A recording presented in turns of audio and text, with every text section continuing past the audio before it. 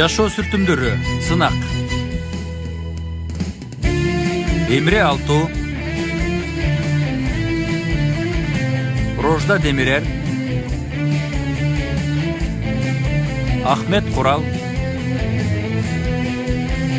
Керем Купажы, Тайфун Эрарслан,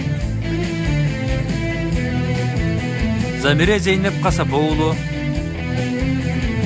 Бурак Сатыбол, Деңиз Барут, Мерал Асилтүрк, Эфе Караман, конок актер Ешим Жерен Бозоулу жана башкалар.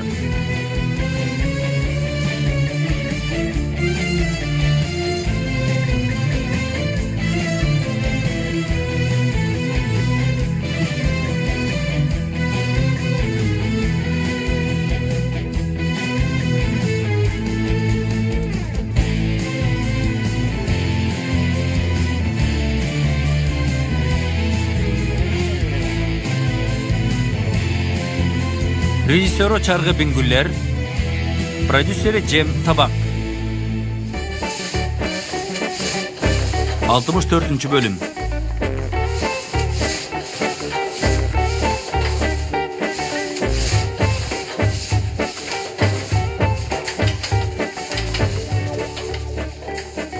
Жигиттер, кабатырланбагыла. Еткин досубузду карагылачы. Кандай тартип жана эреже менен иштеп жатканын. Туура айтасың досым. Тимеле иштин майын чыгарып атат. Уккула достор. Сырдоо сабырды талап кылган иш. Көңүл коюп жазаш керек. Досым, биз сен анча-мынча үйлөрдү сырдаганга жөнөтүп турсакпы? Чындап эле жакшы пикир. Дава болот барыбызга. Ооба болот, башкачы? Эмне болмок эле досум? Банктагы азайган акчабызга кошумча болуп турат.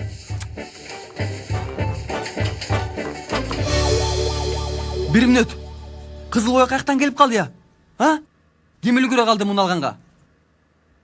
Чыгаша кошумча дагы чыгаша кылсыңар. Аз келгенсип булар дагы алдыңар. Кетти акчанын баары.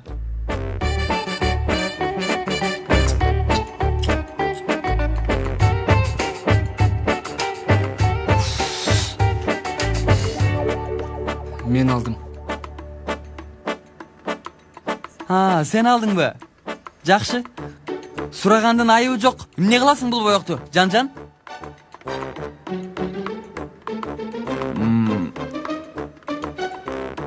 Аны мен мындай чоң болгон кып-кызыл жүрөк жасаймын. Бир мүнөт. Ушунча болду, ичине ок так өткөзүп кой. Бир жагына Ж, бир жагына Д деп жаз. Сүйүнү чагылдырсын. Сүйүшкөндөрдүн үйүбү бул жер сага, окуучулардын үйү. Досум, бул жер эмне өзүңдүн үйүңбү? Бул жер баарыбыздын үйүбүз. Силер түшүнбөйсүңөр сүйүү эмне экенин.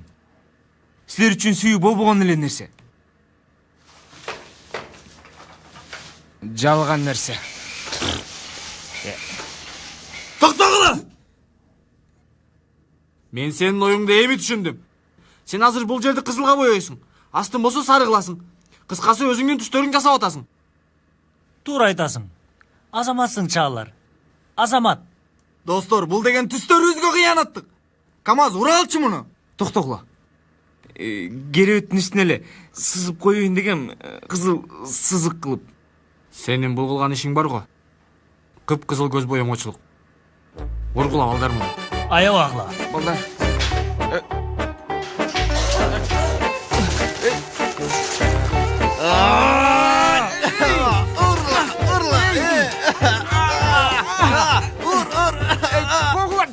Жарашат экенби?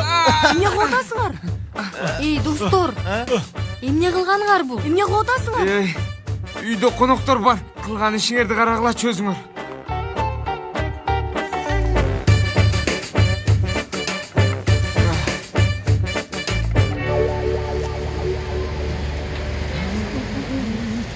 Байрас, бул жака кел. Эмне болуп жатат да? Айта турган деле эч нерсе жок. Айта турган эч нерсе жок дегениң эмне? Тиги аял чыр салып атат го, кызым жок деп. Полиция эмне деп сурады? Элизин каерде экенин билесиң деп сурады. Билесиңби? Жок байке, билбейм. Ишенейинби? Албетте ишениңиз. Ишенем. Башыңарга дагы бале ачпагыла. Кана, кафеге жөнө, жумушка.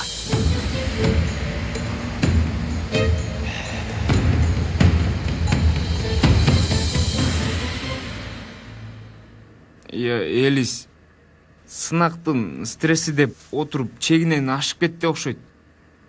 Мен досторум атынан сенден кечирим сурайм.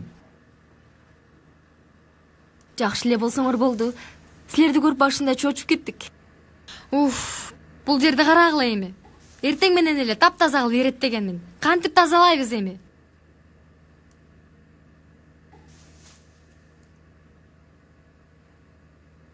Кимге айтып атам мен? Эй! Биз тазалайбыз, эме кылабыз аны. Бирок буларды сен карасаң, баары тең мал. Малдардын кылганына кабатырланбай, Элис. Эй! Токточ. Сен бул сүйлөмдө мал деп бизди айтып атасыңбы? Ооба. Мага да ошондой сезилди. Шылдың да атат.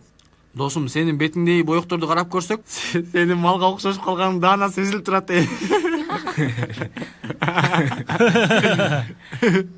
Достор уят эмеспи? Күлбөй чалар. Малга окшоп турасың азыр. Ай! Мына сага. Анда эмесе 126 оонун атынан чалар. Бул эмне кылганың, досум? Месага. Анда бул менден сага эстелик.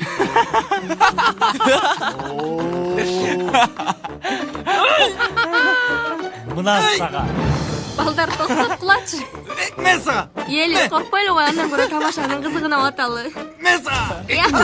Мына сага. Аркамдан уруп, Мына сага. аркамдан Бирок уруп кетти. жарашты. Ошондойбу. Мына сага. Месага. Шашпа, карап. Уят эмеспи? Жан, месага. Мындай. Мына. Сонун болду. Оп! Мына. Болду эми, токтотсула достор. Мен силерди жакшылыкка билип жатам. Себеби боектору түгөнгөнө калды. Сен унчукпа. Түшүндүңөрбү? Достор, Ой, мына сага. токтогулачы болду эми. Достор. Камаз. Ошондойбу? Макул. Өзүңөр баштадыңар. Мен сага. Мына сага.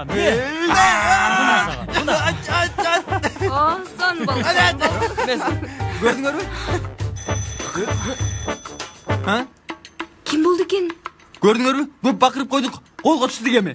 Жок, ача көрбөгүлө. Ачпагыла.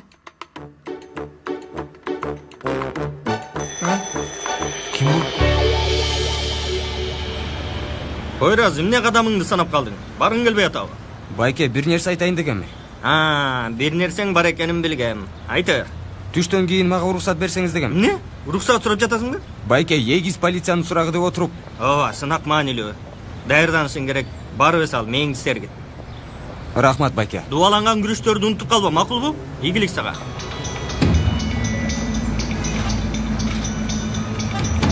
Балам, уулум токточу.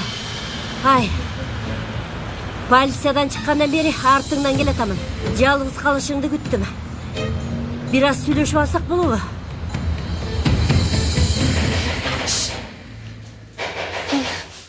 Ким келди болду экен? Эй, достор, ачпай эле коелу. Апам үйдү таап келиши мүмкүн. Полиция менен келип мени алып кетет эми. Балким Пойраздыр. Антип ойлобойм. 10 жолу чалдым Пойразга. Алган жок. Анын дагы башы баледе окшойт. СМС дагы жазгам. Тыштангыла. Айшегүл болсо керек. Эме, Айшегүл мага келемин деп чалган болчу. Макул, Элис. Сен жашынып тур, макулбу? Сефи, сен эшикти ач. Бирок эшиктен карабай тур. Эшикти ачпа, макулбу? Тыштангыла.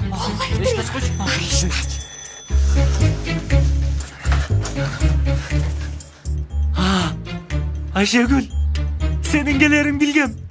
Сейфи? Айшегүл, Сейфи? Айшегүл. Бул эмне? Жыгылды. Эсин жоготту. Айткандарымдын баары чындык.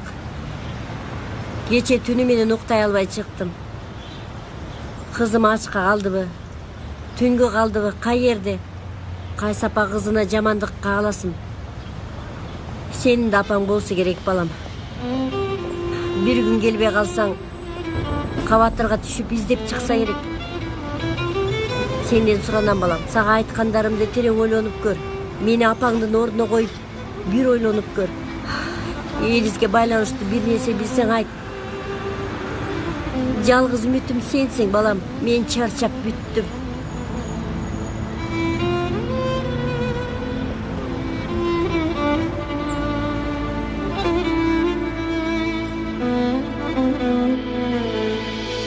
Yusuf. Oğlum. Мына ол ак көйнөк менен түстүү галстук тагынайынбы же башкача көгүлтүр кызылбы? Же галстук тагынбай эле койсомбу? Же касты ачык болот? Бирок мен андайга көнгөн эмесмин. Азыр костюм кийсем, балким. Ата, негизги маселе галстук эмес. Эмне болуп атасыз? Сен анчалык кызыга бербегин, Юсуф мырза. Бирок сиз өзүңүз сурап баштадыңыз го. Мен баштаган болушум мүмкүн. Сен улантпай эле кой. Эшикти ач, эшикти.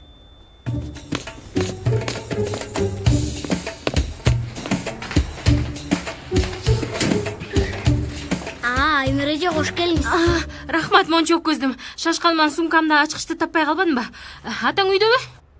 Юсуф. Айнур кош келдиң. Жезде, сиз менен шашылыш сүйлөшчү сөз бар. Баягы биздин неме бар го, кафеде иштеген Пойрас. Жезде, тышчылыкпы? Жакшы эле. Келдиңби Айнур? Мен дагы сенде ишим бар болчу. Юсуф, сен таштан төгүп келе калчы сыртка. Макул ата, төгүп келем. Кааласаңыз бөлмөмө кирип турайын. Сиз Айнур эжем менен ээн эркин сүйлөшүңүз. Көрдүңүзбү? Муну шайтандын шаштысын алат. Алданганга болбой калды. Кантип байкай койду жалгыз калгыстын келип турган мамалак десе. Кел Айнур. Кел. Отур. Күтө тур. Азыр келем. Жакшылык эле болсун лайым. Эмне болуп жатат? Муну карачы. Жесте, бул эмне? Ачып көр. Ач.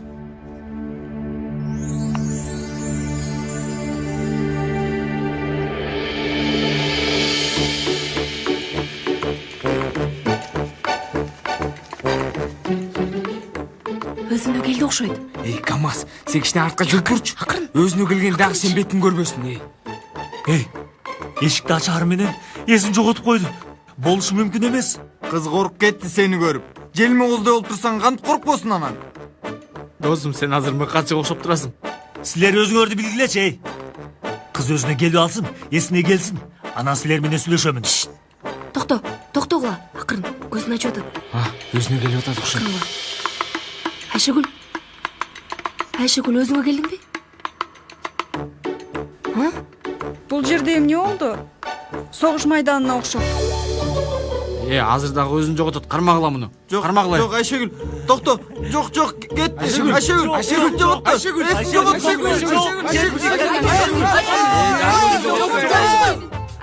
сен үчүн. Жезде, бул шакек го? Эмне болмок эле? Кичинекей кутудан дүкөн чыгат дейсиңби? Албетте шакек. Андай эмес, бирок мен Айры Фатманы көрсө өлтүрөт да мени. Айнур, дөөрөбүч. Сага эмес, Элифке алдым муну.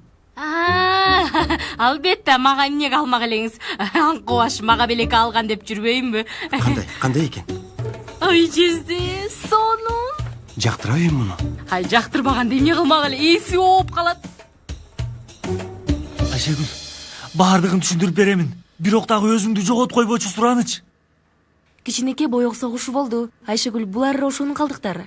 Эмнеге андай кылдыңар? Так сынактын суроосундай болду го. Биринчи дүйнөлүк согуштун келип чыгышындай маанисиз жана пайдасыз. Баягы Австрия Венгриянын ханзадасын өлтүрүп коюшканда ушундай кыргын сүргүн башталат го. Бизде дагы сынак согуштар ушундай болду. Азыр баарыбыздын каныбыз кайнап атат.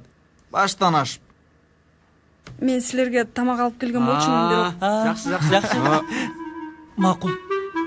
Эме, эсин жоготкон кезде тамактар жерге төгүлүп кетти.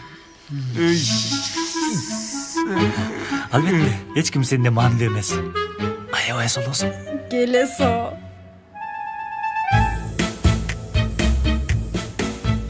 Ели, сен жакшысыңбы? Көргөнүңдөй эле. Эми булардын себепчиси менмин. Ал эмне дегениң, Елис? Тура да. Менин айымдан түнү паркта уктадыңар. Ушул сынакты жакшылап өткөрүп алсак эле? Туура айтасың.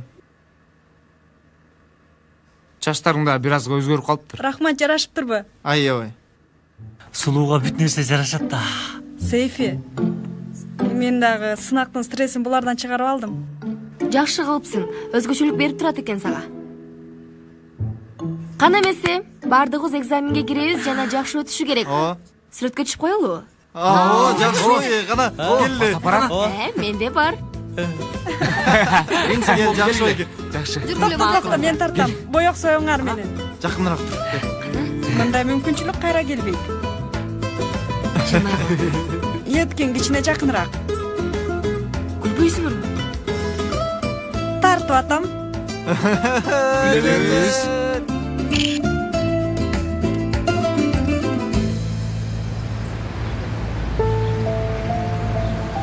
Сенден сұраныс балам.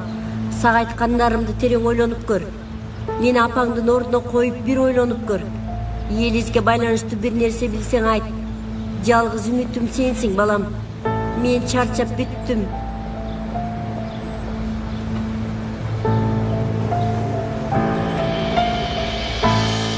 Ай, Кудайга шүгүр. Акыры сиздин да бактыңызга күбө болот экенбиз. Кечки тамакка келет. Ай, жакшылык болсун лайым. Бир нерсе сурасам, силер Юсуфту алаксытып турасыңар да? Албетте жезди алаксытып турабыз. Рыфат экөөбүз кафеде алаксытып турабыз. Кабатыр болбоңуз. Укмуш. Жезде, сиз келин болуп атканда эмне мынча толкунданып алдыңыз? Күнү келе үйлөнүү сунушун айтпайм да, Айнур. Кабатыр болбоңуз. Азыртан айтып коеюн, мени айтты дейсиз, сөзсүз макул болот. Болот да? Болот албетте. Жакшы анда. Сен эмне келдиң эле? Шашып эле келип калдың? Мен эч нерсе дебеймин мен. Жакшы. Сиз даярдыгыңызды көрө бериңиз. Ай, көз тийбесин. Ай.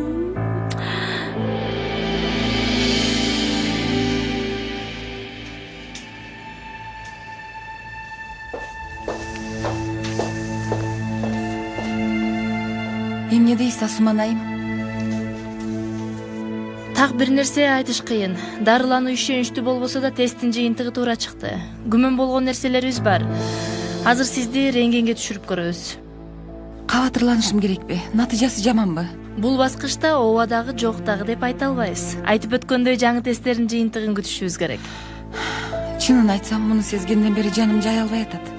Кабатырланбаңыз. Азыртан ар нерсени ойлоп өзүңүздү кыйнабаңыз. Жана айткандай тесттин жыйынтыгы бардыгын чечет.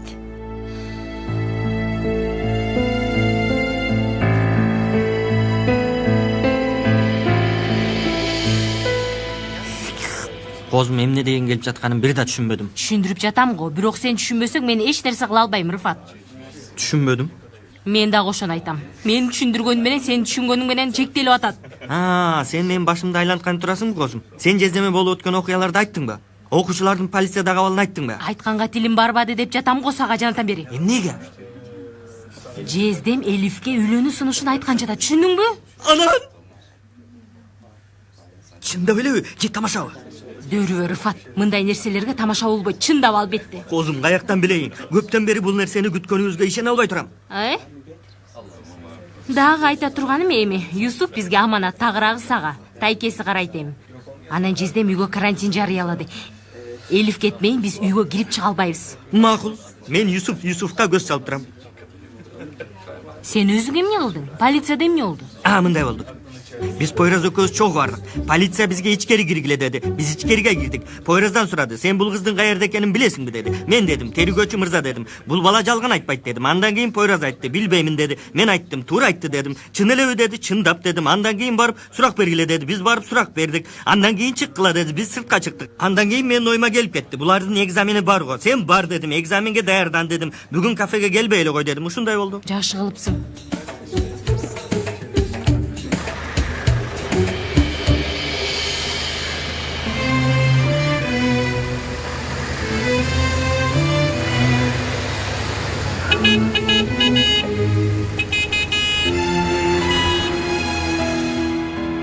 Менин ордумда айдабайсыңбы?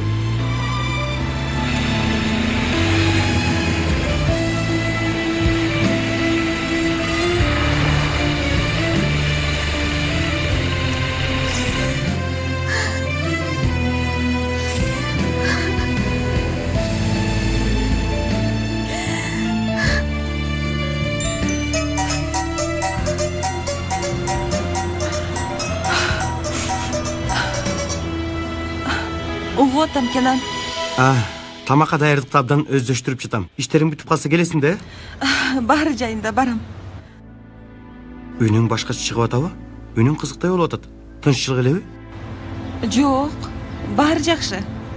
Сенин сунушуңа толкунданып жатам. Ошондой окшойт. Жакшы анда. Мен негизи тамакты жакшы жасайм. Бирок бул жолку рецептти Айнурдан үйрөндүм. Колдон келишинче жасап атам. Көрөлүчү кандай болот экен. Бирок ачка калбайбыз, кабатыр болбо. Sen ыйлап жатасыңбы? Жок, эмнеге ыйлайын?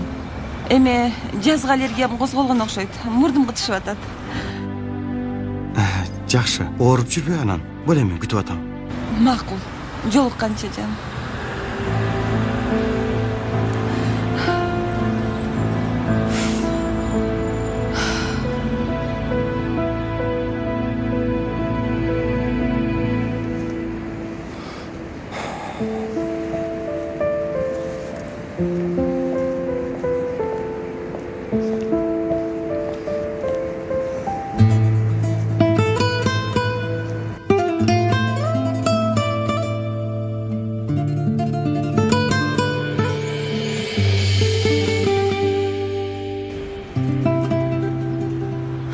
Салам Метин. Салам. Көп күтүрүп койдумбу сени? Жок, көп деле күткөн жокмун. Сени көрүп башында аябай таң калдым. Туура айтасың, дайыма спорттук кийимде көрөсүң. Ооба, бир аз ошондойраак. Гүлдөр магабы? Ооба, сагалдым. Рахмат. Эч нерсе эмес. Эми ушул жерде эле тура беребизби? Кечиресиң, жүрүп кеттик.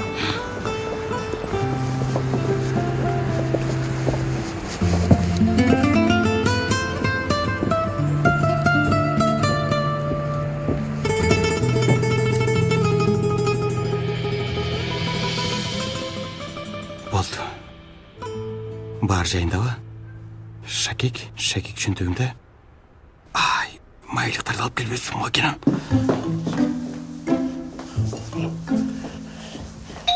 Hazır.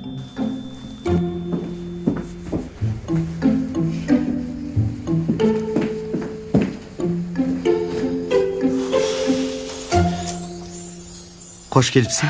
Koş geldik. Giyimlerini dileyim be. Rahmat. Kapı olbaysın. Biraz geçip kaldık. Akırkı dayardıklarda em жасап bittім. Oo, dasturxon okmuş ko. Жакты. Sen жакшы элесиң бе?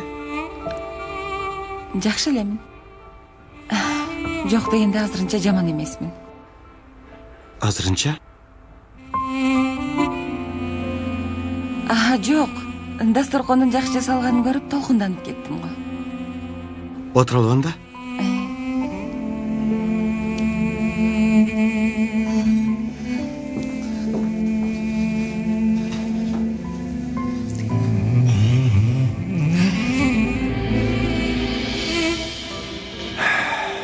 Кандай, жактыбы? Сонун. Мага аябай жагат бул жер. Тамактары да сонун, музыкалары да жагымдуу. Yüksel Ayım, hoş gelipsiz. Geliniz. Рахмат. Алыңыз, мырзам. Рахмат. Келгенден бери баарына салам берип чыктың. Бардыгы тааныштарың окшойт. Бардыгы жакшы көрүшөт. Баскетбол ойногон кезибизде тез-тез келип турчубуз. Аябай жагат болчу. Метин, азыр сага даамдуу тамакты көрсөтөм. Макул. Тамактары дагы башкача экен. Кандай? Тамактарды айтам, сонун, башкача.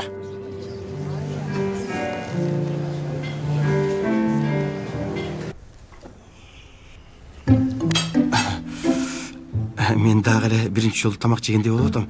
Сүрдөйм. Күндөгүдөй эле тамак жейбиз Кенан, эмнеге сүрдөйсүң? Туура айтасың. Жакшы, жеп баштайлы анда.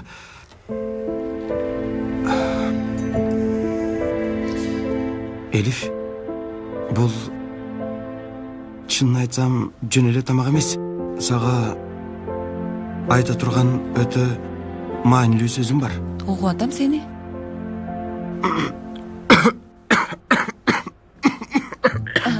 Аш болсун. Суу ич. Жакшымын. Кенан, чындап эле жакшысыңбы? Жакшымын.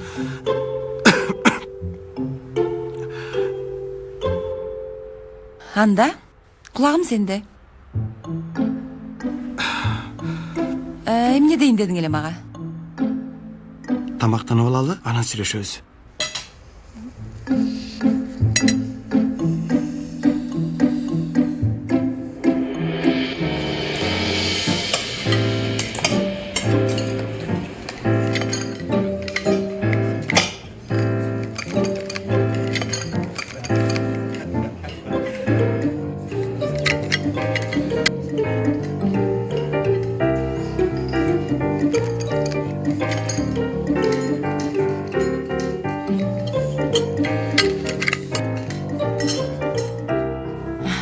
Метин тамак сага жакты деп ойлойм.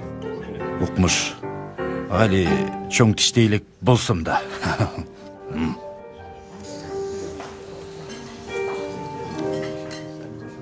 Ишенбей турам, Юксел сенсиңби? Берк. Кандайсың? Жакшы, кандай эле? Дарегиң билинбей кетти. Канча убакыттан бери көрүшө элекпиз? Көп эле болду окшойт, эсептей албайм азыр. Иштер кандай? Каердесиң? Азыр бир мектепте баскетбол командасы машыктырып атам. Сендей кыздын эмне иши бар андай жерлерде? Метин, Берк спорттук академиясындагы досум. Спортко эмес, модага кызыгып аралашып жүрөт көптөн бери. Таанышкыла. Метин, Берк. Кубанычтамын, Метин. Ондер толуга мектебинде иштейм. Кыйла өзгөрүпсүң. Кандайча? Бир топ токтолуп калыпсың. Четим беле? Метин. Мектепте көргөнүңдө муну бардыгынан башкача кыз болчу. Бүт балдар арттан чуркачу.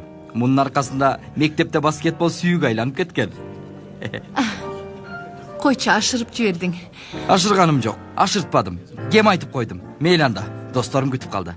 Көргөнүмө кубанычтамын. Мен дагы сени көргөнүмө кубанычтамын. Сага бир нерсе айтайын. Бул жерде жолугуп калдык, эми алысташпай жүрөлү. Биз достор менен дем алыш күндөрү чогулуп турабыз. Кийинки жолукканда сени да чакырам. Келесиң да? Макул, карап көрөбүз. Көрөбүз дегениң өтпөйт. Сөзсүз чаламын сага. Мага каршы болбосоң керек. Сени да күтөм, Четим. Метин.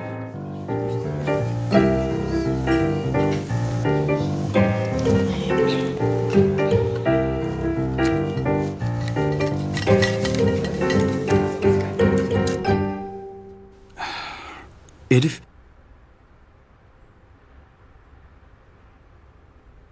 Emne, tamak çakkan жок bu? Diyerlik bir dagы жебепсиң? Жок, эң сонун. Бүгүн негедир табитим жоктой. Андай десең. Кана? Эми айтып берчи. Эмнени? Кечки тамакты жөн эле даярдабасаң керек. Кулагым сенде. Ооба. Elif. Мен сага эмени айтып бергемин. Бул үйдүн абалын. Үйдүн ээси сатам дейт. Кредит алсам дейм, ай сайын төлөп турам анан. Ооба. Менимче эң туура ойлопсуң. Жакшы да туурабы?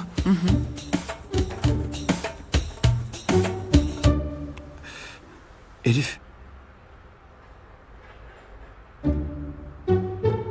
Su içesin mi? Рахмат, болду.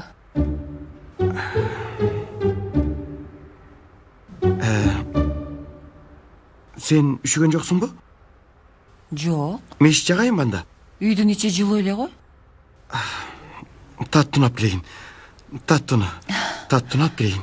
Кенан, кереги жок. Баары ойдогудай болуп атат. Отурчу Сураныч. Колдоруң эмнеге муздак? Üşüгөндөй болуп кеттим. Мен меш жагайын, жаап келейин.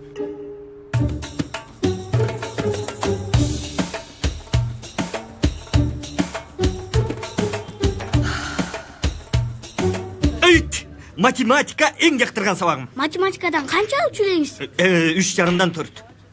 Математикадан жакшы окуучу элеңиз. Болду, кызыкпал жагына. Биз мисал чыгаралы. Режайынын 2400 лирасы бар. Вай, жакшы акча. Мунун 1100 лирасына калем, 300 лирасына момпосы алды. Эмне болду тайке? Режайы ашкан зыянкеш чыкты го. Макул. Режайынын канча акчасы калды? Мен сага айтып коем, бул чыгымда Режайынын бир тыйыны да калбайт.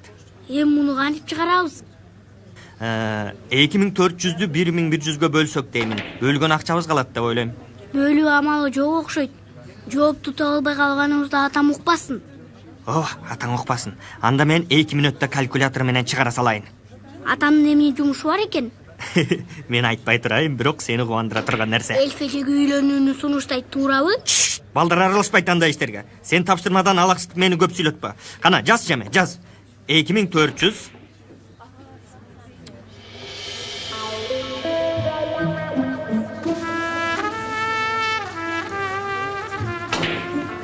Ай, Пакизе, көрүп атасыңбы? Аябай жагымды экен эже. Мунун эси болсо керек, мага калтырып коймок беле. Аябай жагымды. Сен каякта карап атасың? Балекет баспай калгыр десе сени. Мен ошону айтып атамбы? Рыфат менен Юсуфту кара деймин. Рыфат менен Юсуфту. карадым, эмне болуптур? Ай, мен кантип ушунча жыл жүрүп байкабай калыптырмын, андагы шыкты. Кандай шык, эже? Аталык, Пакизе, аталык.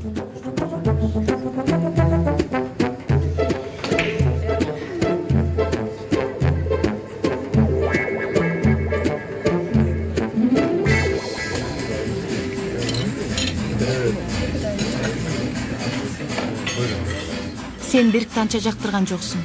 Жок, жакшы бала экен. Анда мен туура эмес түшүнүп алыптырмын. Сен дем алыш күнкү тамакка барасыңбы? Берк айткан тамакты айтып жатасыңбы? Мен аны дем алыш күнкү тамак деймин. Билбейм. Көптөн бери көрө элек досторум болот. Өзгөрүү болушу мүмкүн. Чалса ойлонуп көрөбүз.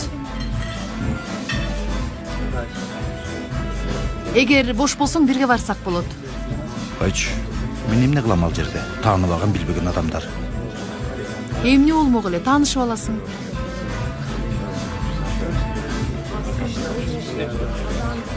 Көрөбүз аны, көрөбүз. Ошол күн келе берсинчи биринчиден. Макул, сонун болмок.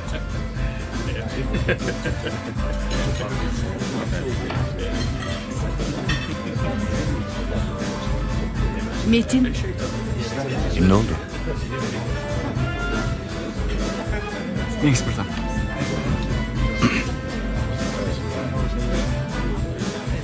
Мындан дагы кошулабы? Бир да тийген жокпуз. Жок, мырзам. Тамашалап эле айттым.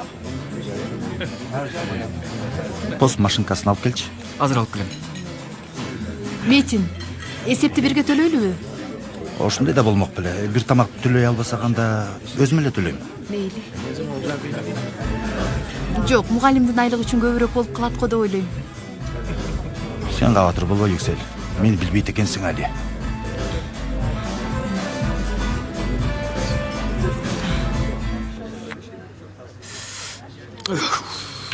Байке, Келчи, Пакиза, келчи. кел, тамактанып ал. Козум жаман чарчадым мен. Тагыраагы мен Рыфат Санжаклы, Эйнштейндин Түркия филиалы чарчады. Бала өстүрүү өтө кыйын нерсе экен. Оңой деп ойлодум эле, кара көздүм. Бир жакшы тапшырма жасадыңар экөөңөр. Анан мен сенден бир нерсени байкадым. Эмнени? Сенде жашыруун талант бар. Эмне деп жатасың, козум? Кандай талант? Аталык, Рыфат, аталык. Козум, жөөлүүчү кайсы аталыкты айтасың? Мен азырынча жашмын, ата болушум үчүн ал эрте го. Эртеби? Сен өзүңдү эмне 18 жаштагы жигитти элестетип окшойсуң, Дагы кичине күчтүү болсок, баланы да таппай калабыз, түшүндүңбү? Козум, менин жүрөгүм 18 жашта, жүрөгүм жаш. Бул дүйнөдө ушу кафеде балалуу болмок беле. Бул айдагы кредиттин карызын да төлөй алган жокпуз. Мени кара. Мен бала каалаймын. Акыркы сөзүм ушулуктуңбу, Рыфат? Түшүндүңбү? Жаз келип сезимдерин кутуруп баштаган го. Козум, эмне болду сага? Баардык аялдарда болгондой эле. Балалуу болгонго мен да укугум бар.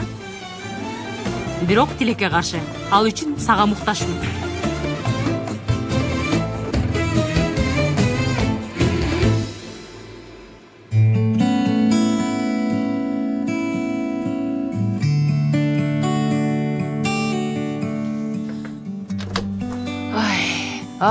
Үйүңдүн бар экен эстепсиң да, кичинайым. Кечкен жокмун го, апа. Бүгүн үйдө эмес болчусуң, кызым. Жанерлер үйүн сырдап ачыптыр. Ошого барып келдим. Көңүл ачып келдик. Ай, бул эмне дегениң, Дуру? Сынактын алдында жазалчу иш бекен. Бир жериңди оорутуп алсаң, бир кокустук болуп кетсе, же бир нерсе болсочу сага. Нерсе болгон жок. Бир аз көңүл ачтык, эмне болуптур? Сынактын алдында эс алышың керек, уктап алышың керек, таза абада болушуң керек. Боек чыттанган жердеги кандай көңүл ач экен бул? Эртең сынакка чарчаган абалыңда киресиңби? Апа, коркпоңуз, тынчсыздана турган нерсе жок. Караңызчы, мен жакшынакаймын, жакшынакай. Өзүңдү жакшы сезип атасыңбы? Жакшымын, апа. Макул. Мен сага ишенем ар дайым. Бул сынакка өтүшүңө эч кандай тоскоолдук жок. Сага ишенеримди билесиң, туурабы? Билем, апа. Келчи. Сени да жакшы көрөрүмдү билесиң, Мен да сизди жакшы көрөм, апаке. Жакшы. Ооба, тынч.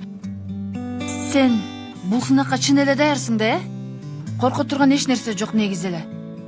Ооба, жакшы. Азыр сен жакшылап жат. Эс ал, жыргап уктап алгың макулбу? Макул. Кана. Мен ал убакта бурчактарды тазалап жаткан болом. Эгер дагы көңүл көтөрөм десең, энергиям ашып баратат десең, мага жардам берсең болот, кичинекей ханыша. Бардык мүмкүнчүлүктү колдонуп калыңыз эми. Менин таттуу кызым. Макул эми, уктай кой кызым. Жакшы уктаңыз, апа.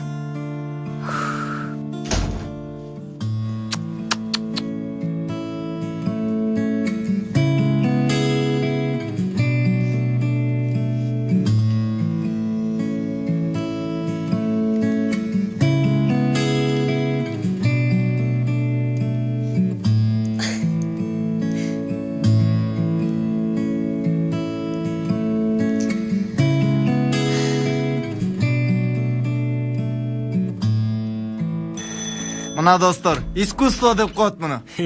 Да Винчи устат еткиндин өнөрү да. Биз болсок өлтүрүп коймокпуз, досум. Бул Винчи уста еткиндин өнөрү. Пойраз, сага канча жолу чалдым, аябай сарсан болдум. Тилекке каршы араң келдим. Эч нерсе эмес, Корс бала. Сырдаганга жардамдашкандар көп эле болду. Ооба, сонун болуптур. Елис, сени менен сүйлөшүп алсак болобу? Эмне, бир нерсе болдубу? Бир нерсе болсо, бизге да айт, Корс бала. Туура, биз кимбиз бул жерде? Айта бер, Пойраз, мен эч кимден жашырганым жок. Бүгүн Елистин апасы менен сүйлөштүк.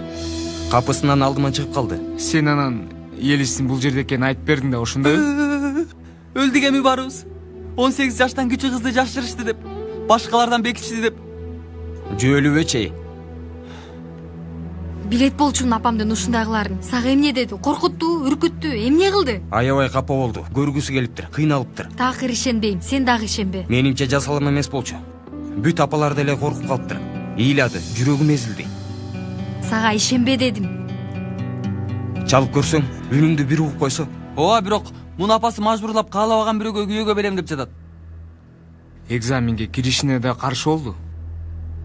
Менимче ал чындап эле кызына сарсана болуп атат окшойт. Сен ишенип бүтүпсүң го, Корс бала. Азыр келип Елизди алып кетчү деп сүйлөп атасың го?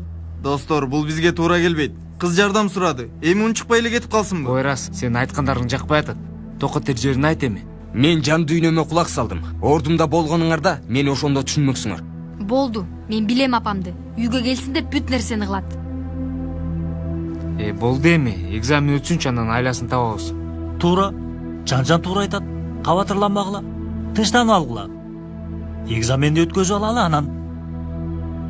Менимче туура эмес кылып атабыз. Ал сенин пикириң, Пойрас. Балдара кошуласыңбы, Елис? Албетте. Апамды билемин мен. Билбейм. Балким сеники туурадыр. Мен кетишим керек. Жатаканага барам. Жакшы калгыла. Сени узатып коеюн. Балдар, мага Пойраздын айткандары эмнегедир жакпай атат. Достор, муну Корс бала десек, сезими бардай чыкты го. Ичине Елистин апасы кирип алгандай. Айтып бердиби же кандай десиңер? Билбейм. Кызыктуу болчу, ичине сыр каткандай. Айтпаса керек. Айтканда полициялар эч жагы үйгө кирип келишмек. Бул жагы да туура.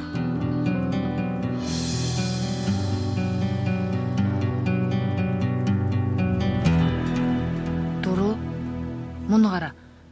Уктайын дедиң эле каяктасың, кызым? Тишимди жууп атам, апа. Жакшы жат, сага сүт жылыттым. Жакшы уктайсың, суутпай ич, макулбу? Дагы бүт жерди чачып таштаптыр.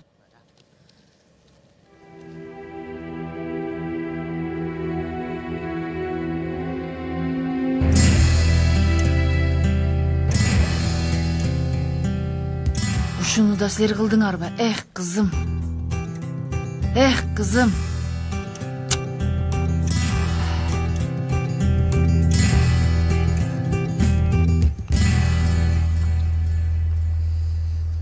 Тамакка чакырганың үчүн чоң рахмат, Кенан. Эң сонун болду. Чай дагы дамдуу. Аш болсун.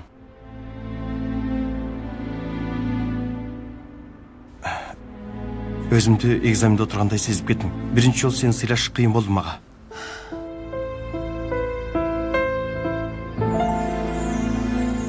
Кенан.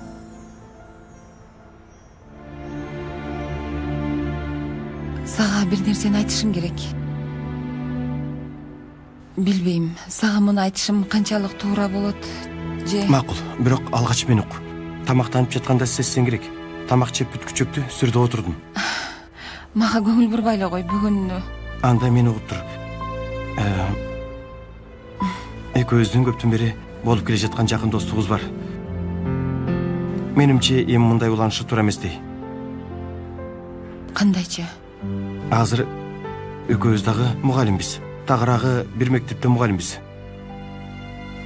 Балдарга туура үлгү болушка сөзсүз мажбурбуз. Сөздүн аягы кайда барып такаларына кызыгып баштадым. Мен жашоому өзгөртүү жасайын деп чечтим. Жана бул жөндөгү Юсуфтун пикирлерин дагы билесиң. Эгер сен дагы макул болсоң, мен сени сүйүп калдым. Жана өмүрүмдүн калган бөлүгүн сени менен бирге өткөргүм келет. Мага турмушка чыгасыңбы?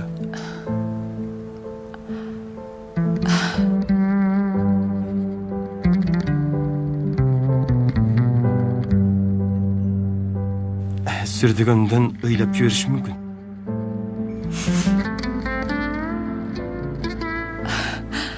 Кенан, мен кетсем жакшы болот. Элиф. Кенан, муну кийин сүйлөшөлү. Юсуфту менин атыман өп кой.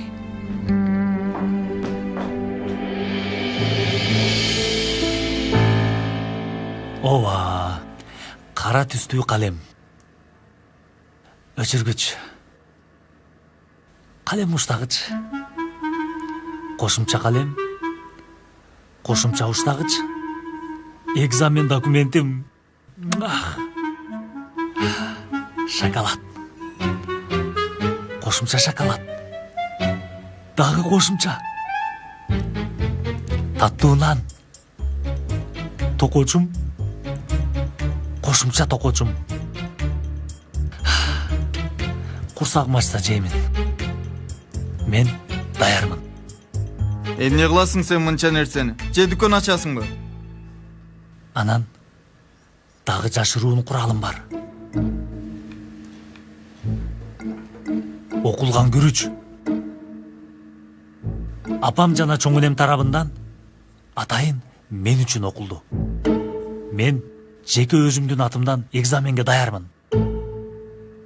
Окмушко досум. Кана, бизге да берчи. Болбойт. Болбойт.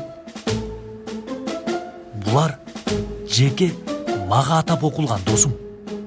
КамАЗ, эмне мынча ач көзсүң? Болбойт. Эмнеге болбойт бизге берсең? Болбойт. Бир эле дана берчи. Болбойт. Болду. Үйдө күрүч жок, бирок бурчак бар. КамАЗга жалынгандан көрө даарат алып дароо окуп баштайлы.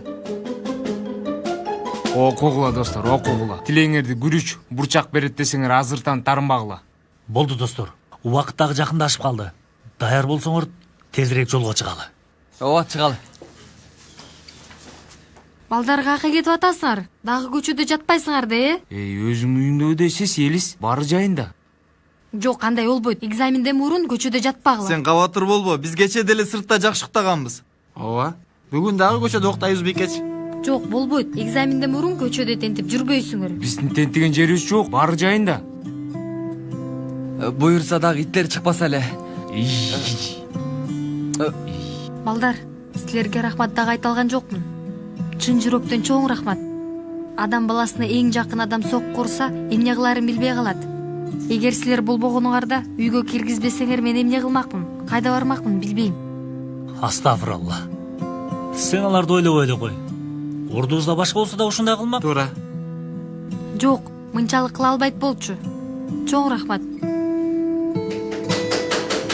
Ким болду экен мынтип эшикти каттыла кылаткан? Ошону айтсам. Ким болушу мүмкүн? Эшикти ачкыла, полиция. Полиция. Эмне кылабыз? Чын эле полиция. Тур, мен чыгам, тур. Эмне кыласың? Полиция болбошу керек. Жашын. Чыкпа, жашын.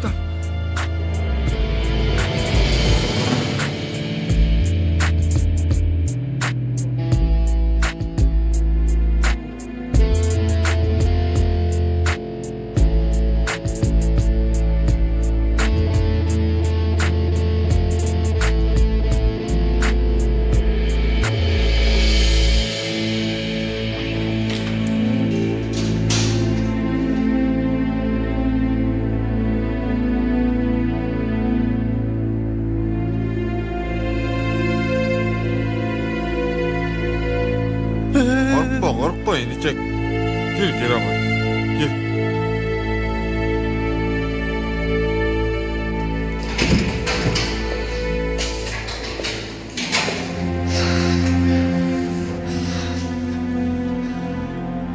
Достор, эми уктаганга баратып күзөткө түшүп калдык. Жакшыбы эмне? Мындай болбошу керек эле да. Анық билем, Пойраздын кылганы болсо керек. Пойраздын. Ооба. Көрүнө эле турган ушундай кыларбы? Көрүнүп турган. Туура. Элибиздин апасына болушкан кезинде эле байкасак болмок экен. Сеними Пойраз, көрөсүң эми. Достор, Пойразды ойлогонго убакыт эмес. Эртең сынак бар, анан да күзөтканадабыз. Туура ошондойбуз.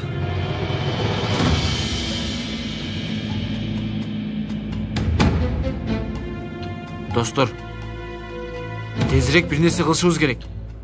Болбосо экзаменде түшүүбүздү көрүп калабыз.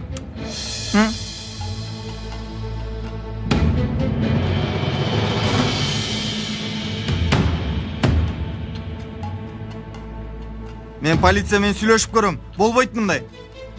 Полиция! Полиция байке! Полиция байке! Полиция байке! Өмер, эмне кылганың?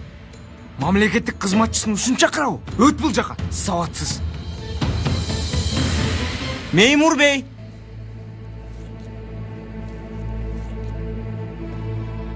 Меймур бей, карап коесузбу?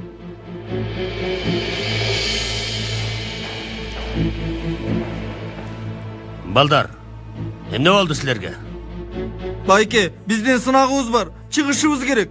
Мемур байке, Мемур бей. Бей. Эме, биз эртең экзаменге киришибиз керек. Ошондойбу? Жакшы болду. Жакшы болушу үчүн сыртка чыгышыбыз керек, байке. Байке, биз ичкерде, сынак сыртта, бул кантип болсун, я? Туура. Жоопсуз суроолор күтөт бизди. Капа болбойсуңар, балдар. Буйрук ушундай. Силерди кармап турушум керек. Макул. Макул, анда 1 секундда токтосоңуз. Мен бул тууралуу көп кино көргөм. Ушул маалыматтардын жыйынтыгында биз телефон чалуу акыбызды колдонгубуз келет. Телефон чалуу акыбыз барбы бизде? Ооба. Жакшы. Силер күтө тургула. Мен азыр сурап келейин. Сурап келиңизчи, байке. Биз биякта эле күтүп турабыз. Келиңизчи. Күтүп турабыз, байке. Сураныч. Азаматсың.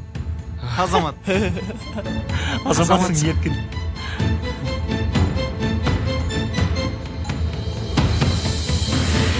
Ай кызым, ай. Эмне үчүн андай кылдың? Эмнеге үйдөн качтың? Мени канчалык коркуттуң билесиңби сен? Дагы сурап атасызбы, апа? Буга сиз мажбур кылдыңыз. Менин максатым окуу, күйөө эмес. Максатыңа жеттиң, той болбойт. Жуучуларга эмне дешти билбей калдым. Үйдөн качып кетти десем, баардыгы бизде ушактайт болчу. Башка нерсе деп койдум.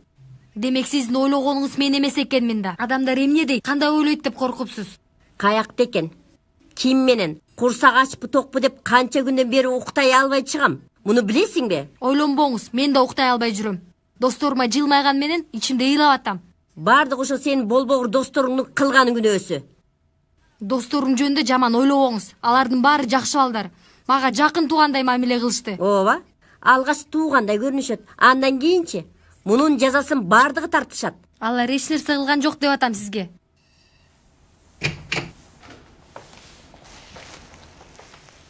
Айым, кызыңызды жашырган балдарга арызыңыз барбы? Ооба, албетте бар. Жок, алар мени жашырышкан жок. Мен ал жака өзүм баргам. Сен ошент. Жоопко тартылсын. Апа, туура эмес кылып жатасыз. Суранам, антпеңиз. Эч нерсе кылышкан жок дедим го. Болду дейм. Болду жетишет. Мындан артык болушу мүмкүн.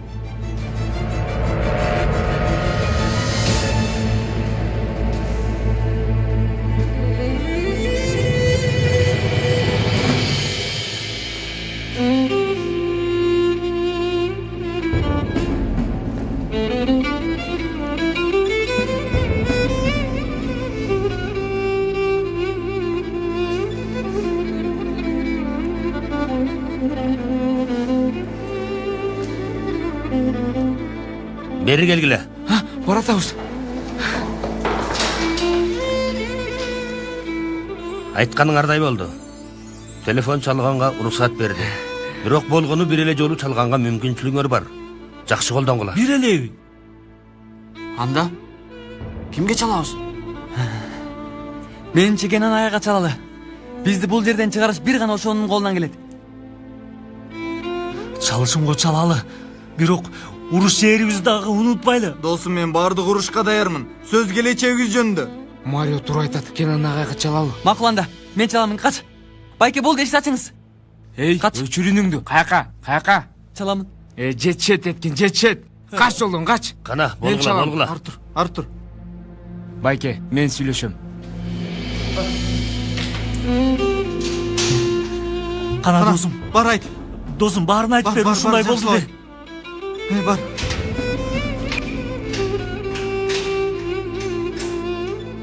Бар. Кана, бар. Бар досум. Бар досум, бар досум. Юсуф, чурка да аратканага чурка. Чурка. Арак жыдап келдим, эптеп. Козум, эрте келип алган жокпузбу? Жездем үйлөнүү сунушун айта элек болсочу. Же Элифе же кете элек болсочу. Төрбөчем. Жездем качан эле айтса керек. Элиф дагы кетсе керек. Сен ойлонбону. Ошондо дейсиңби? Албетте. Эстесең, сен мага 5 мүнөттө эле үйлөнүүнү сунуштагансың.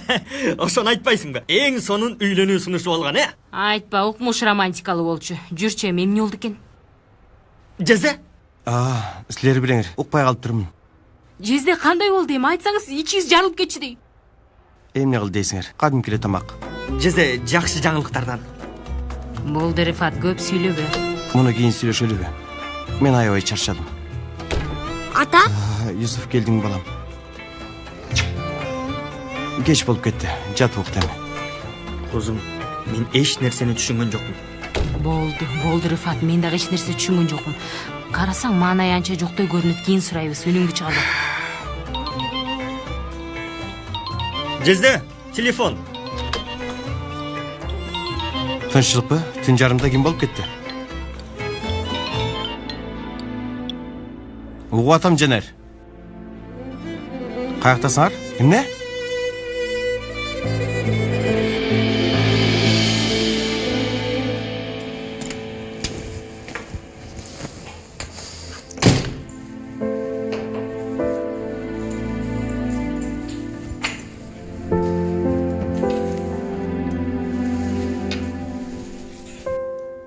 Осмон агай, түн жарым болуп кетти, уктай элексизби? Уктай албай койдум. Туурада жуунуп таранып атып убакыт өтүп кетсе керек, Жок агай, жуунуп таранганга көңүлүм келген жок. Колдорумду 8 жолу жуудум. Кийин келип бул жерге отурдум. Мына кара. Агай, сиздин маанайыңыз аябай чөккөн көрүнөт. Бирок ичиндегисин айтпаган жеңилдей албайт. Айта турган деле сөз жок агай. Чынын айтсам, белгини жейди ойлоп жатам. Эми түшүндүм. Акыркы кезде кызыктай болуп жатат. Менден качып жүргөндөй. Эмне кыларымды билбей калдым. Агай, биринчи өзүңүзгө ишенишиңиз керек. Анан өзү менен сүйлөшүп көрүңүз. Корксучу? Коркутпаңыз. Агай, бардык аялдар качканды жакшы көрүшөт. Эркектер аялдарга кызыккандай эле, алар дагы артынан чуркагандар жактырышат. Баракелде сизге агай. Сүйүү темасынын адиси катары бүгүн бурулуш жасап келдиңиз окшойт. Эми эмне десем, аны биле албайм. Негизи маселени расмийлештирсемби дегем. Бирок бүгүн көргөн Юксел күндөгүдөн башкача болду. Биз барган ресторанда жаккан жок. Эмне жегениңди да түшүнбөйсүң. Эмне ичкениңди да. Барбай эле коюңуз деп айткам.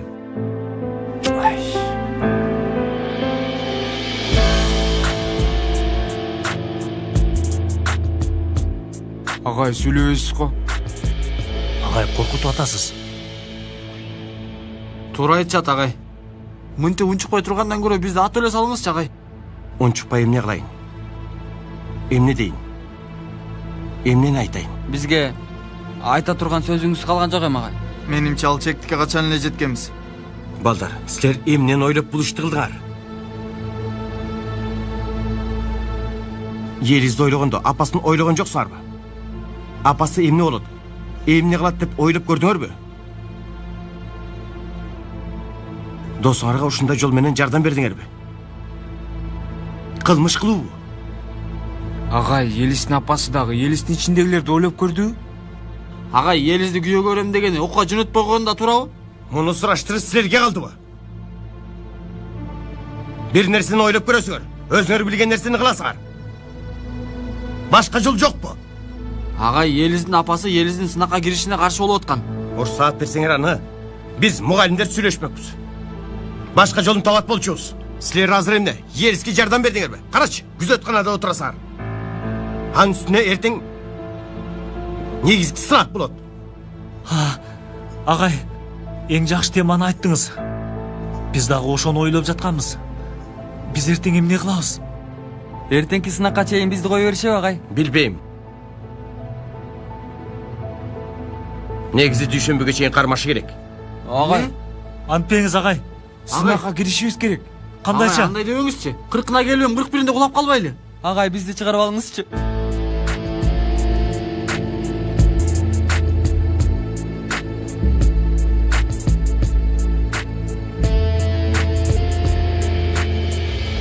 Комиссар мырза, балдардын жаман ниети жок экен. Өзү алтын балдар бардыгы. Тартип бузушканы менен жакшы балдар. Сизди түшүнөм, Кенен бей. Бирок бул иш менин колумда эмес. Мен эч нерсе кыла албайм. Кандайча? Гүлай айым балдардын үстүнөн арыз жазды.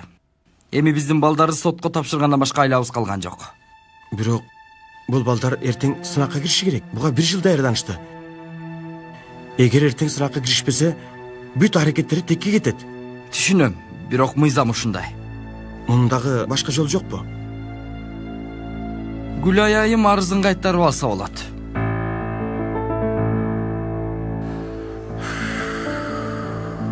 Жакшында. Арызын кайтарып алыш үчүн колумдан келген аракет жасайм. Ишиңизге ийгилик. Рахмат.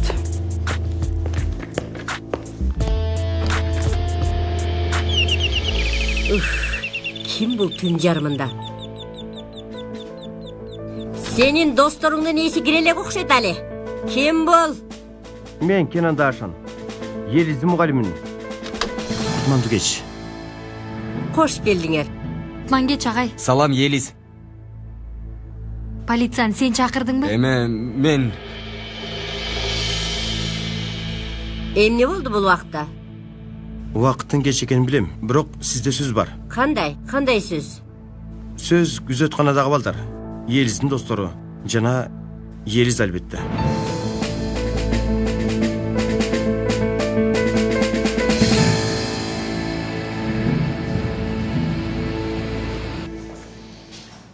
Таң атып та калды балдар. Биз эмне сынакка кирбей калабызбы? Балдар. Бардыгыңарга сабыр тилейм. Тамаша болсо керек. Мындай болбойт. Бул чын эмес. Өтө жаман тамаша болду. Ачуу бирок чындык.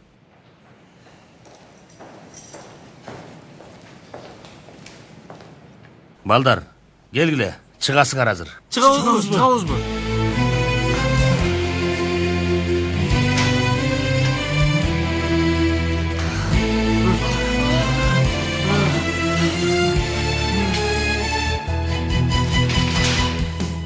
Ооба, үстүңөрдөн түшкөн арыз кайра алынды. Эй! Сынакка дагы үлгүрөбүз. Ооба. Сынакка кире албайбыз да, документтерибиз жаныбызда эмес. Бизди киргизишпейт. Кабатыр болбола. Ала келдим. Кенан агай, Бул түш болсо керек. Агай, өлүп кайра тирилдик биз. Агай, дагы куткардыңыз бизди. Агай, сиз сонун адамсыз. Елизчи, ал дагы киребиз сынакка. Себепчи болдуңар. Тезирээк болла, машина күтүп атат. Машинеби? Машинеби? Машина барат кез балдар.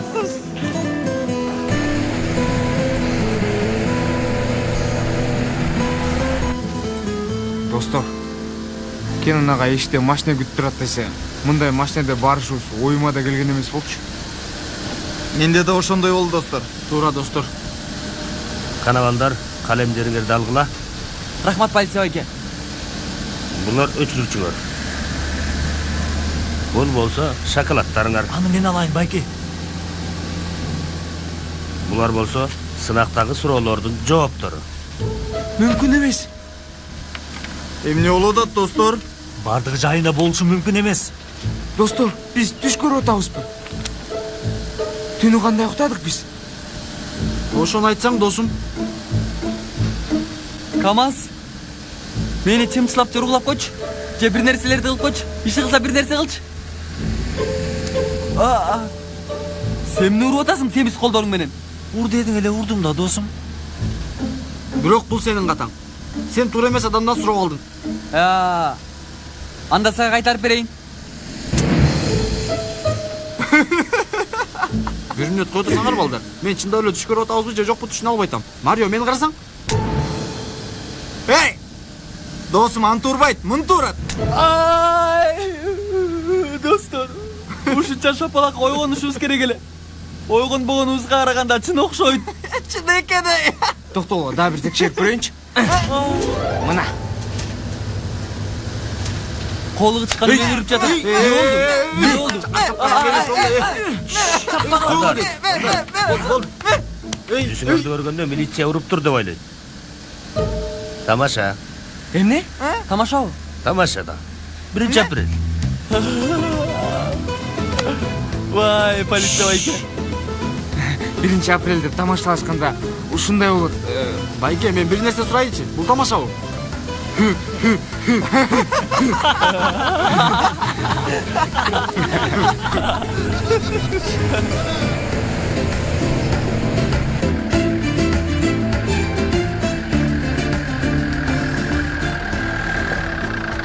Рахмат достор силерге. Чоң рахмат. Ийгилик силерге, достор. Көрүшкөнчө. Полиция байке, 1 мүнөт. Эй, Марио, мени кара. Эмне болду досум? Досум. Жүрөгүм чыдабай кетти. Бул сага. О, досум. Мага окулган күрөштөн берериңди билет болчумун. Досум, сага чоң рахмат. Чоң рахмат сага. Чоң рахмат. Болду досум. Чоң рахмат. Болду. Кой берем. Чоң рахмат. Токто дейм. Болду дейм. Алла. Кана досум. Ийгилик коштосун сени. Эй, досум. Мунун жардам менен сынакты жакшы тапшырам. Муну менен. Жакшы.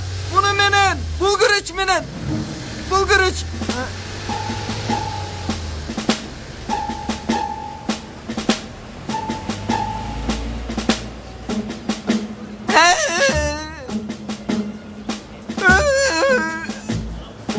Beni güleceğim.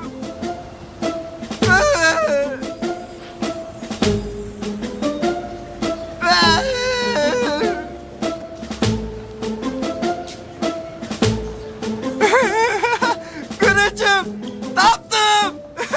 Taptım dostum.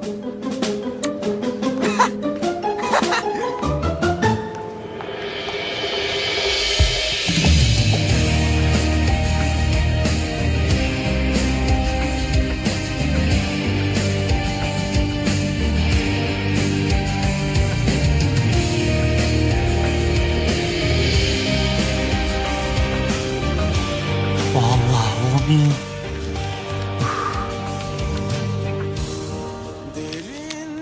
Bismillah.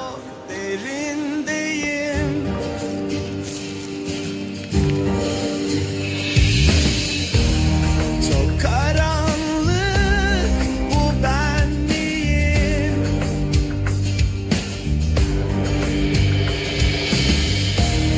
Tutun beni son nefesteyim.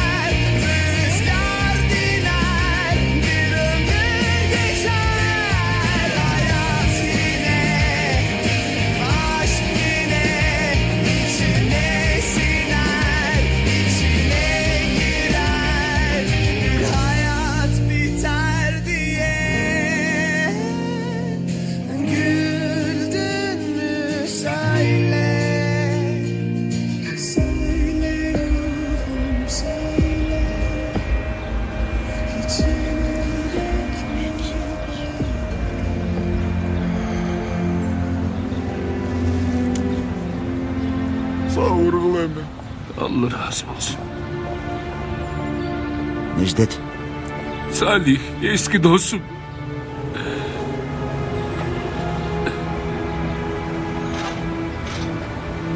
Sabır kıl emin Necdet. Rahmat dostum, rahmat. Biroq oңой эмес экенин билесиңби? Кудай эч кимдин перзентин ажыратпасын.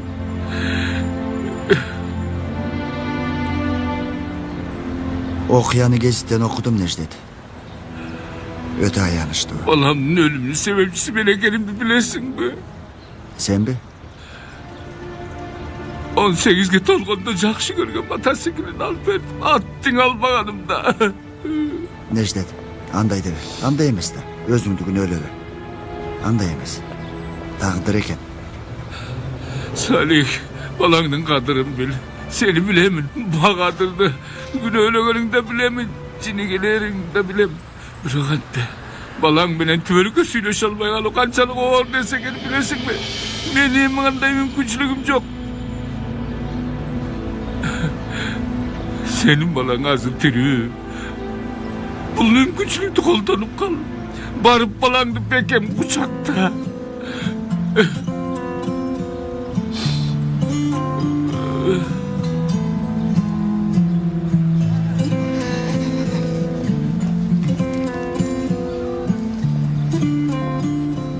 Belginecey. Osman ağay. Ay bir mektepte gözömölçü olğunubuzdu bilgenimiz. Sebebi emespіз. Anda emne kılıp жүрүз? Men sizdi görgөнü geldim. Meni mi? Ova. Arayı sonun dengizdin boyuna varıp tamaktanıp kelsek mi degem. Keleke karşımaga tuğra gelbey kalat. Tağıragı emi jolukmasak jakşı bolçuday. Emnege? Bul jöndө түшүндүрмө бере албайм. Metin aytkan bolçu. Ayaldары kaçkandı jakşı görüşet. Buga razı emesmin. Jok degenge razı emesmin. Mından arı daima sizin canınızda olam. Düşünmödüm. Men oylaganından qaytpayım. Anda sizdi bul жерге жалгыз калтырганга мажбурмун. Себеби кечикпей барганга маанилүү жолугушум бар. Жолугушу bu. Joluguşu kayaktan çıktı. Metin emne degen? Menimçe ayaldar turuqtuu erkeklerdi jaktırışat. Elif, Kenan үйлөнүүнү сунуштаптыр, бирок сенин анча маанайың жоктой. Бирок мен өзүмдү үй бүлө курууга даяр эместей сезип атам. Көздөрүң андай дебейт го анан. Менимче бул жерде башка иш бар, Элиф. Эмне болгонун айтып берчи мага.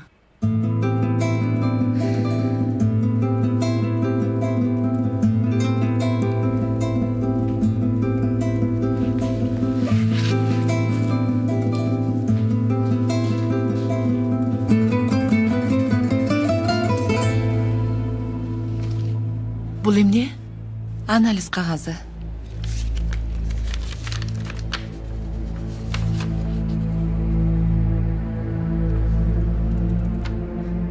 Элиф, эмне болду? Бул эмне?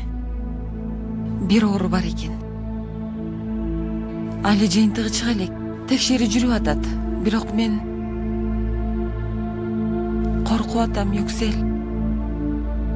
Kenan'ı dagы бул нерсеге шерик кылгым келбейт. Элиф, маанайыңды түшүрбө. Жаман ойлобо, макулбу?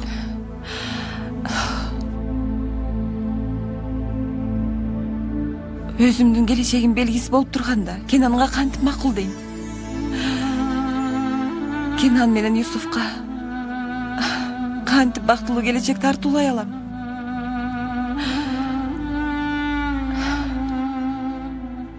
Elif deyim.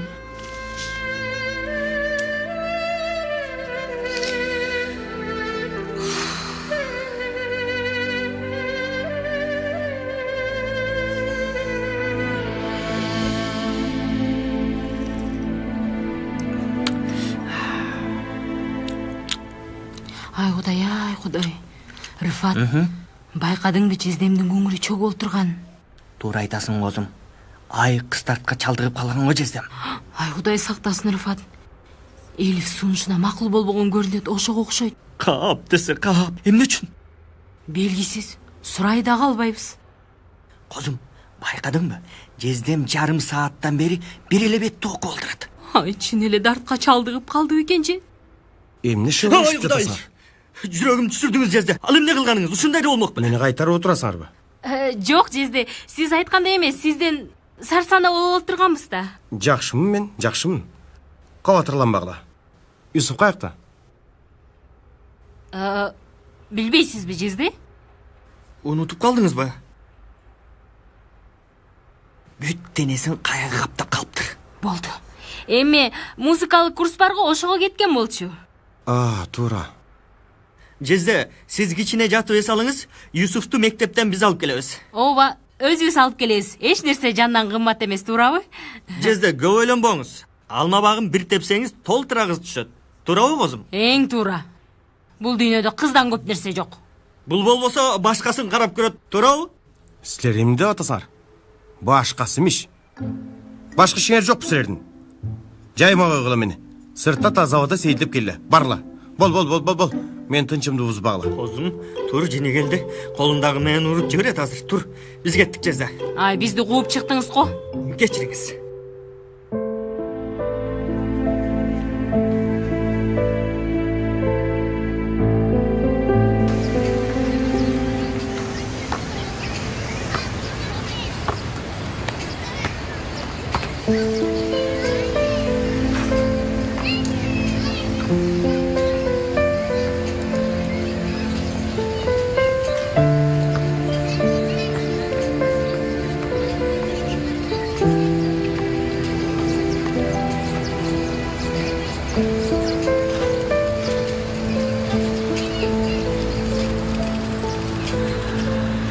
Вау. Дагы баскетбол ойногуңуз келди. Мен кат ойнойм, билесиз. Ооба, билемин. Жакшы. Топталсам болобу?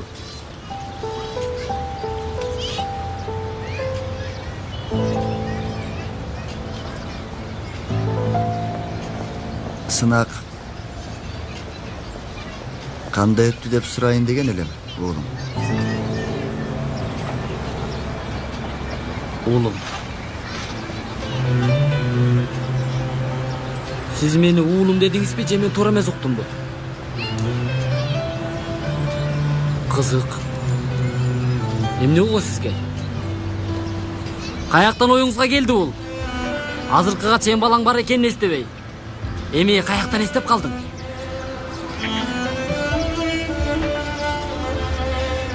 Кээ бир нерселердин экинчи жолу кайталанбашын түшүндүм. Себеби ушул болсо керек. Же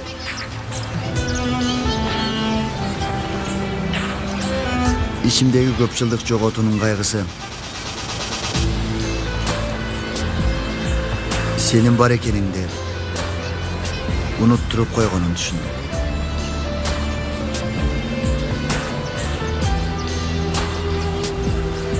Токто, жакындава.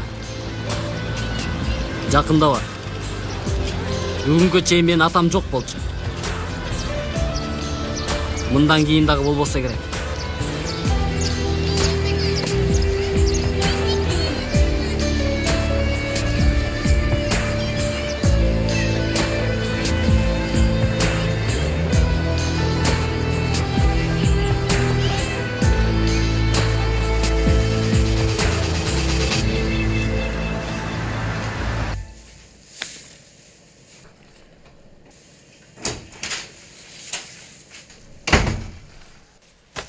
Каяка жөнөдүм?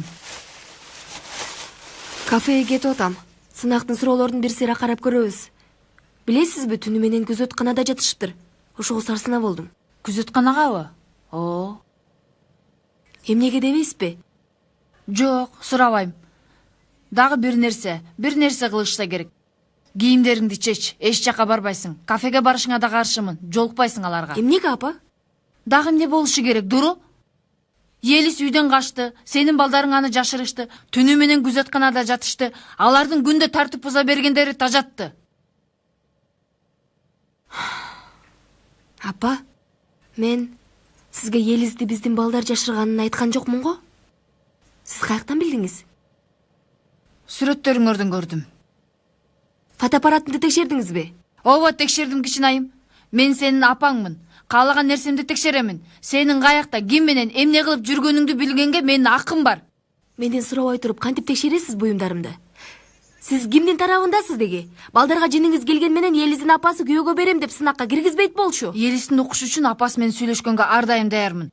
Бирок кичинайым, үйдөн качуу башка нерсе. Айрыкча буга жол бере албайм. Муну кылгандар жана жардам бергендер өзүмдүн окуучуларым болсо дагы. Сиз чакырдыңызбы милицияны? Ооба, сиз чакырдыңыз. Алар Пойроз айтты деп ойлоп атышат. Бирок сиз айткансыз. Ооба, мен айттым. Эмне болуптур? Апасынын кызынан, кызын болсо апасынан бөлгөнгө эч кимдин акысы жок. Муну түшүнүп атасыңбы? Эч кимдин акысы жок. Чеч кийимдериңди барбайсың. Бөлмөңө кир.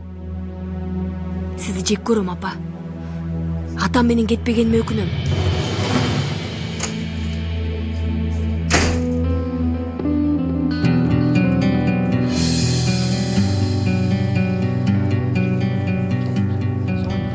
Достор, мен таптакыр түшүнбөй калдым. Биз качан күзөтканадан чыктык? Качан сынакка кирдик? Качан суроолорду чыгардык? Апаңа рахмат, арызын албаганда чыга албасак керек эле. Рахматты Кенан агайга айтыш керек. Ал сүйлөшпөгөндө. Сен азыр көөгө тийбейсиң да, туурабы? Ошондойраак, апам сынакка киргенге уруксат берди. Бирок сөзүнөн кайра кайтпаса керек деп ойлойм. Мага эмне айткан жоксуң, Элис? Айткандарыңдын баарына таң калып турам. Мен кантип укпай калдым? Эми сен дагы билесиң бүт нерсени. Эч кимден деле жашыра турганым калган жок. Ишене албай турам. Бул жагымсыз окуяларды ойлосом, өзүмдүн абалыма шүгүр кылып кетем. Мен бир нерсе сурайынчы. Кенан агай силердин үйдү кантип тапты? Анысын билбейм. Пойроз менен бирге келишти ал түнү. Пойроз көрсөтсө керек да. Өзүн күнөөлүү сезип атат. Бизди каматтырганына күнөөсүн жууган аракет кылып атат да Пойроз мырза. Чындап эле Пойроз айткан дейсиңерби? Апамдан сурасам эч нерсе айткан жок. Башка ким болмок эле? Ушакчы. Болор болду. Дуру көрүнбөйт го. Зехра эже менен жоопторду текшерип жатышса керек. Достор, жоопторду айтып баштады. Кана көрөлчү.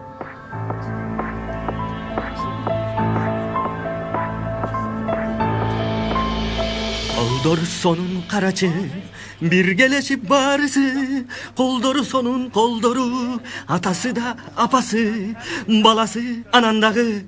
Рахмат козум. Айрифат, Кенан жездемдин абалы ойлондуруп жатат мени. Мени да козум.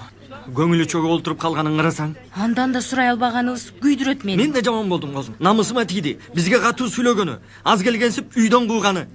İçimdeki şeytan mamileni toktotуп, үйдөн кет деп жатат. Мен разымын. Эки балалуу болсок, анан падышалардай жашай беребиз. Ай, козум дагы эле ушул темабы. Бул балага сүт керек, кийим керек, идиш керек, оюнчук керек, жана башкалар керек, козум. Керек эле дейсиң. Бир уулду болуп калсак жаман болобу, томпоңдоп жүрсүн. Томпоңдоп. Козум, сен апалык сезимиңди Юсуф менен бөлүшүп турсаң кандай сонун болмок. Анан сага сөз берем, Юсуфтун кичинекей үлгүсүн кийинчерээк бирге жасайбыз. Макул. Демек сен мени жакшы көрбөйсүң. Ушундай жыйынтык чыгардым. Ойчу, ким айтты козум сага? Себеби сен мени сүйгөндө экөөбүздүн балабыз болушун каалайт элең. Көздөрү сага тартсы, жаштары меникиндей тармал болсун дейт болчусуң. Козум, балабыз болушун каалайм. Чын элеби? Ооба, бирок 3 жылдан кийин козум. Бул жыл салыктардан кутулалы. Андан кийин кредитибизди төлөйбүз, андан кийин машина алалы, андан кийин бала табабыз. Болду Рифат, сүйлөбө. 2 мүнөттө эле болуп калат.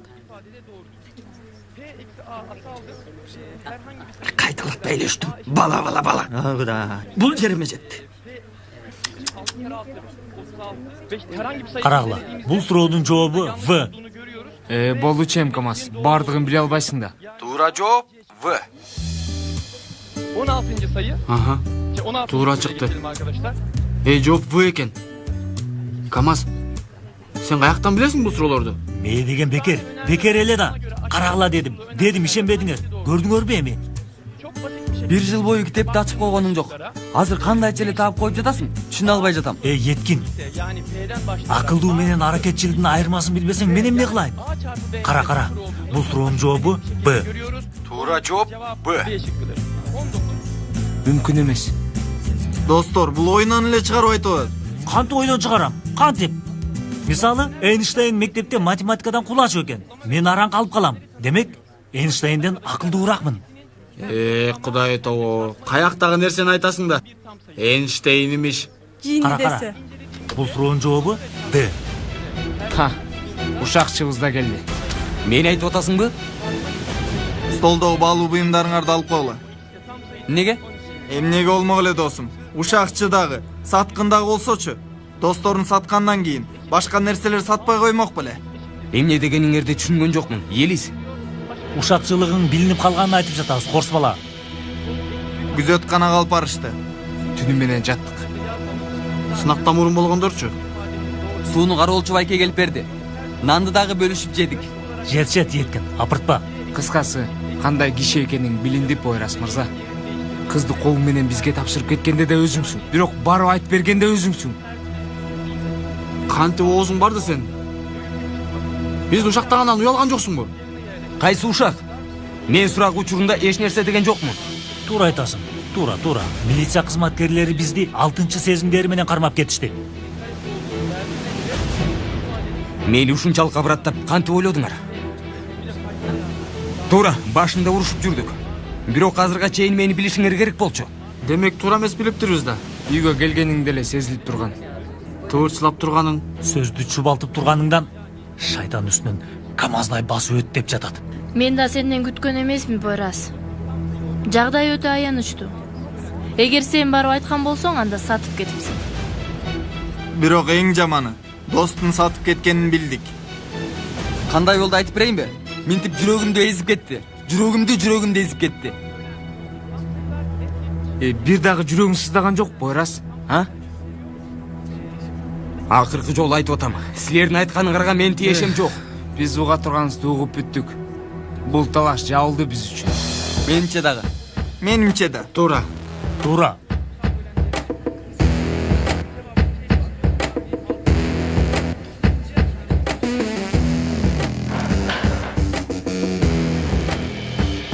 Пойрас. Эмне болду? Эмнеге келдиң? Сен дагы буларга окшоп ушакчы деп бетиме түкүрөсүңбү? Жок. Сен мага сүйлөбөйт болчусуң. Кече ошондой дегенсиң. Ооба. Ошондой дегем. Бирок туура эмес кылып атамбы деп ойлодум. Эмнеге оюңду өзгөрттүң? Көздөрүң. Эмне? Эми көздөрүң жалган айтпаганыңды сезип турам. Башында мен дагы ошондой ойго баргам. Ошого жиним келди сага. Бирок апама сен айтпаганыңды анык билемин. Рахмат. Жок, мен рахмат айтышым керек. Бүгүнкү сынакка киришиме эң чоң себепчи болдуң. Биринчи сага чалдым. Жакшы кал.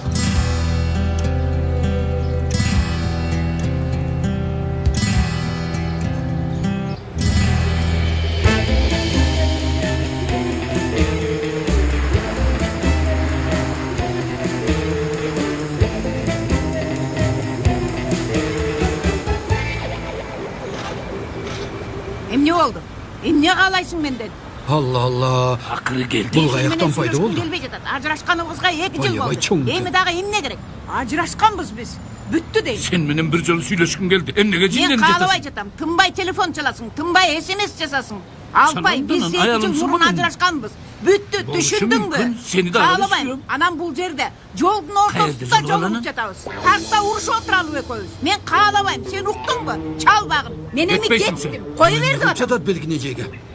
Кое бер деп атам. Угатасыңбы? Сүйлөшүбүз керек. Кое бер колумду деп атам. Мен азыр бакырам. Акыра бер каалашынча. Кое бер деп атам. Угатасыңбы? Кое бер колумду деп атам. Кое бер деп атам. Сүйлөшүбүз керек. Кое бер деп атам. Осмон агай, сиз эмне кылып жүрөсүз бул жерде? Же мени ээрчип келдиңизби? Ооба, сизди ээрчип келдим. Жакшы эле келген экенмин. Эмне болду? Бул сизге эмне кылды? Тынчыңызды бузган болсо, мен ага көрсөтүп кояйын. Сен кимге көрсөтүп коесуң? Айтчы гана. А сиз ким болосуз? Алла десе, эмне тынчын бузуп жатасыз? Ха депсиз. Аялым менен сүйлөшчү, сенден уруксат сурайын мен. Эмне? Аялым? Аялым? Бул эмне деп жатат? Осмон агай, бул 2 жыл мурун ажырашкан күйөөм. Белгин, жинимди келтирбей айт. Бул ким сага? Men sen menен ажырашпайм деп жүрсөм, сен ушул семиз жактырып жүрөсүң бу? Оозуңду жап Алпай. Оозуңду жап Алпай бей. Жаппасам эмне кыласың? Урасың мени. Керек болсо уруп коем, бирок мейлейимди алышым керек. Жак, сени урап алба, мен мейлей сени урам. Алпай, ай, токто дем. Ай, токто деп атам. Урат сизге. Ай, урба деп атам, кое бер дейм. Кое бер аны. Кое бер деп жатам, кое бер. Жардам бергиле. Кое бер дейм. Мен сага.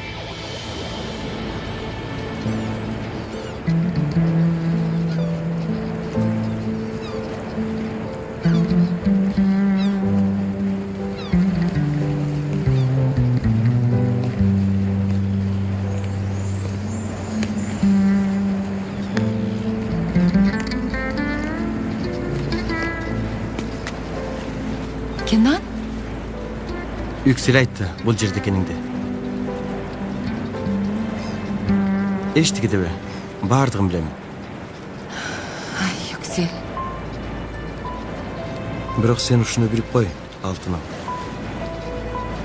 Жакшы күндө дагы, жаман күндө да, кандай күн башка келсе дагы, ар дайым жаныңда сени менен бирге болгонго даярмын. Сен Шакикти таштап кеттиң, бирок мен таштабайм. Дагы да болсо кайра сунуштайм.